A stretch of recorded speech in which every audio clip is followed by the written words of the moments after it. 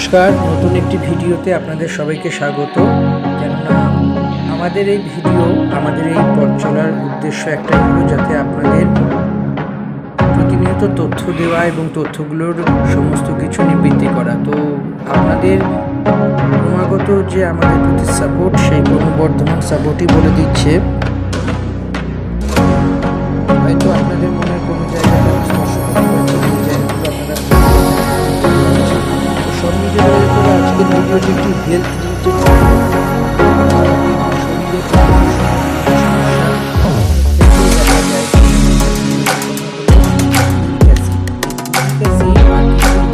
Related শরীরের মধ্যে যখন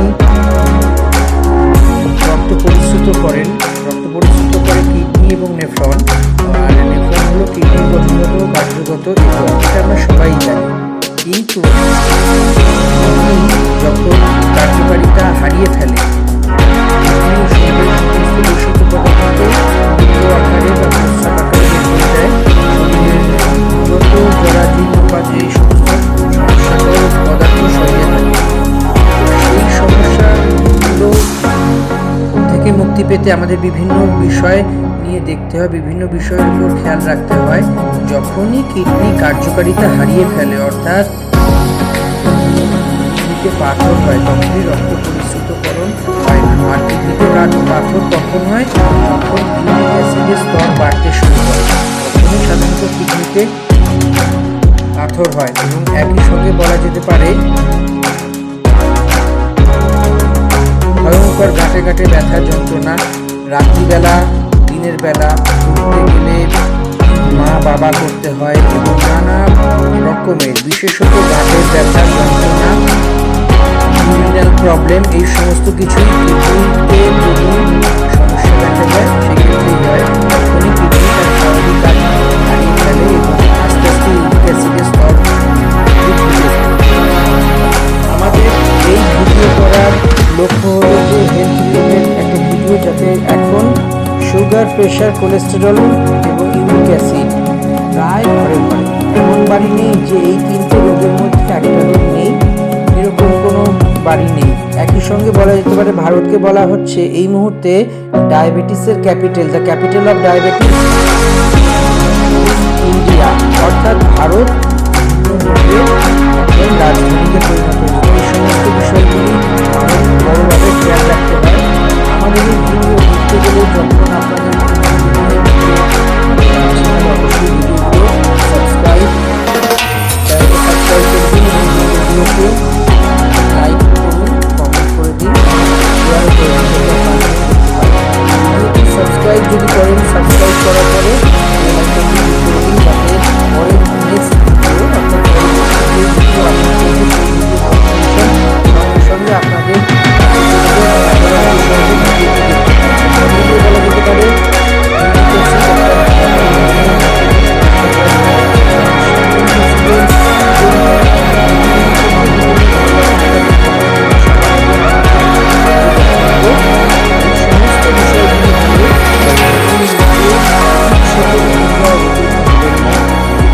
বা ডাক্তারকে দেখিয়ে তার পরামর্শ অনুযায়ী চলুন এবং ওষুধ খান, বা তিনি যা যা বলেন পুঙ্খানুপুঙ্খ বা খুঁটিয়ে সেইগুলো মেনে চলুন।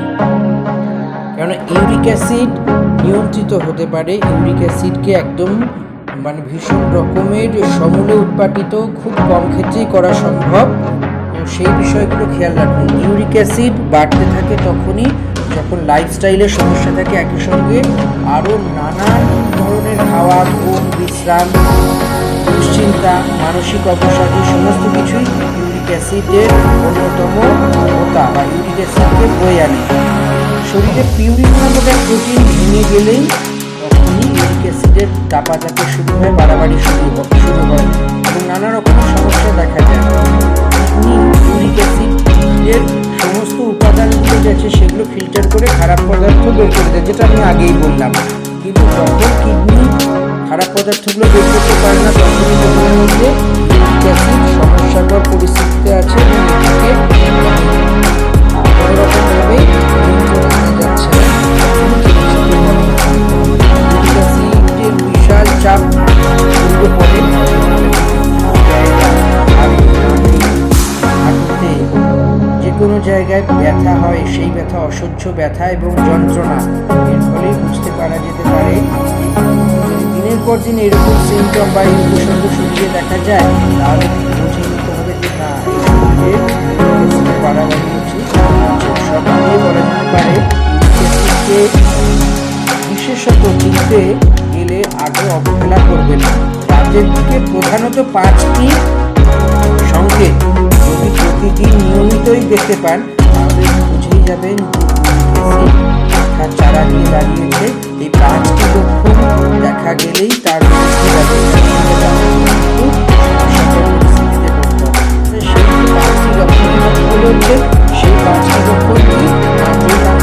দেখা গেলে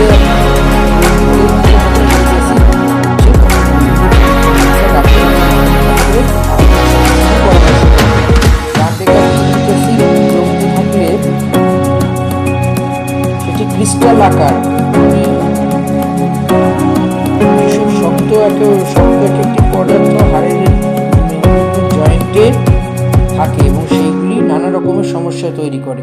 ইউরিক অ্যাসিডের সমস্যা বাড়তে থাকলে সাধারণত যন্ত্রণা, শরীরকে নানাভাবে যন্ত্রণা দেয়। সেই জন্য প্রথমেই হলো চিকিৎসকের সঙ্গে দেখা করা। গাঁটে গাঁটে ব্যথা কিন্তু হাই ইউরিক অ্যাসিডের অন্যতম একটি কারণ। মায়ের আঁচড়ে ব্যথা, গোড়ালিতে ব্যথা,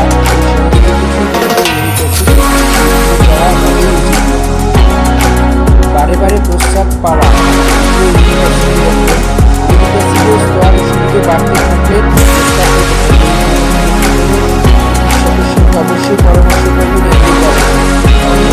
কাজের চাপ সারাদিন হচ্ছে,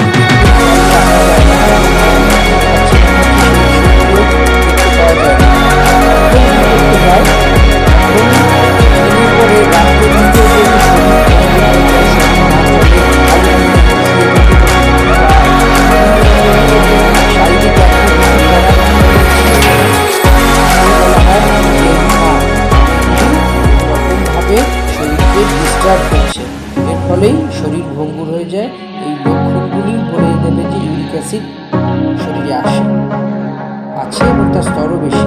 আরাম করার পরেও শরীরে ক্লান্তি কমে না, মনে হয় যে ক্লান্তিতে শরীর যেন মনে হচ্ছে আরেকটু শুয়ে থাকি, আরেকটু বিশ্রাম করি, আরেকটু যদি রিল্যাক্স করা যায় তাহলে শরীরটা ভালো হবে। কিন্তু সারাদিন শুয়ে বসে বা সারাদিন আরামরত বিশ্রামরত অবস্থা থাকা সত্ত্বেও ইউরিক অ্যাসিড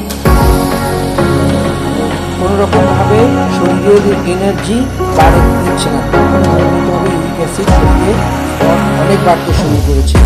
ইউরিক অ্যাসিডের মানে সারাদিন শরীর ক্লান্তিতে হয়ে থাকে। ইউরিক অ্যাসিড যখনই আমাদের ইউরিক অ্যাসিড ফিল্টার না করতে পারে, তখনই দেখবেন বহু মানুষ আছেন যাদের প্রস্রাবের ফেনা হয়, অর্থাৎ ইউরিক অ্যাসিডের স্তর বাড়ছে। তাই এই লক্ষণগুলি কোনো রকমভাবে এড়িয়ে যাবে না, চিকিৎসকের কাছে যেতে হবে। চিকিৎসকের কাছে গিয়ে পরামর্শ নিয়ে চিকিৎসক যেমন বলছেন তেমন আজকে প্রায় ভারতবাসীর কাছে ইউরিক অ্যাসিড একটি এমন একটা রোগ হয়ে দাঁড়িয়েছে যে তার মধ্যে কোনোরকমভাবেই মানুষ এই ইউরিক অ্যাসিডের হাত থেকে পালাতে পারে না। এই ইউরিক অ্যাসিডটা যদি আমরা স্তরটাকে লাঘব করতে চাই, ইউরিক অ্যাসিডের স্তর লাঘব করতে গেলে বেশ কয়েকটি বিষয় খেয়াল রাখতে হবে। সেগুলি এক এক করে নোট করে নিতে পারে। যেমন ইউরিক অ্যাসিড যদি ভীষণ পরিমাণে শরীরকে গ্রাস করে, সেক্ষেত্রে কী কী লক্ষণ দেখতে পাওয়া যায়? সেক্ষেত্রে লক্ষণ দেখতে পাওয়া যায় যে ঘুম ঘুম ভাব, সারাদিন ঘুম ঘুম ভাব, ক্লান্তি ভাব, বারে ঘন ঘন প্রস্রাব পাওয়া এবং মনে হয় যদি ভালো লাগছে না, কালকে করবো পরশু করবো, মানে কোনো রকমভাবেই যেন শরীর সায় দেয় না, শরীর যেন প্রতিকূল আচরণ করে। ব্যথা যন্ত্রণা শরীরকে অবশ্য অসার করে দেয়। দেখতে পাওয়া যায় যে খিটমিটে পাথর হয়, সেই খিটমিটে পাথর মানে অসহ্য বেশ কয়েকদিন ধরে যদি শরীরে নানা রকমের ব্যথা যন্ত্রণা হয়, সেই অসহ্য ব্যথা যন্ত্রণা যা কোনোভাবেই মানে কোনো রকমভাবেই সহ্য করা যায় না, সেক্ষেত্রে ধরে নিতে হবে ইউরিক অ্যাসিড শরীরে স্তর বাড়তে শুরু করেছে। সব মিলিয়ে বলা যেতে পারে ইউরিক অ্যাসিডের কয়েকটি লক্ষণ কোনোভাবে এড়িয়ে যাবে না। কারণে গলা কেটে ধরবে। ইউরিক অ্যাসিডের সাথে পাওয়ার জন্য কয়েক মিনিটে ভালো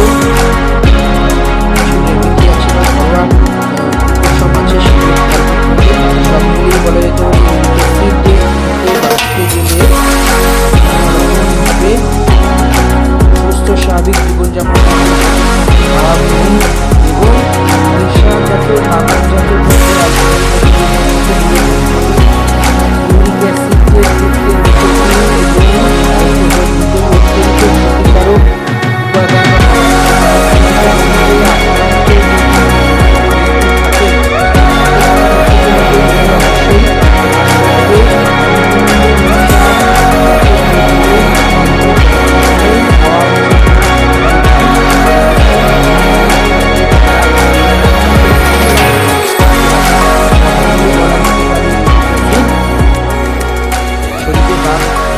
শুরু করলে বা ইউরিক অ্যাসিডের বাড়বাড়ন্ত শুরু হলে কয়েকটি ভীষণ রকমের লক্ষণ শরীরকে ঘিরে ধরে।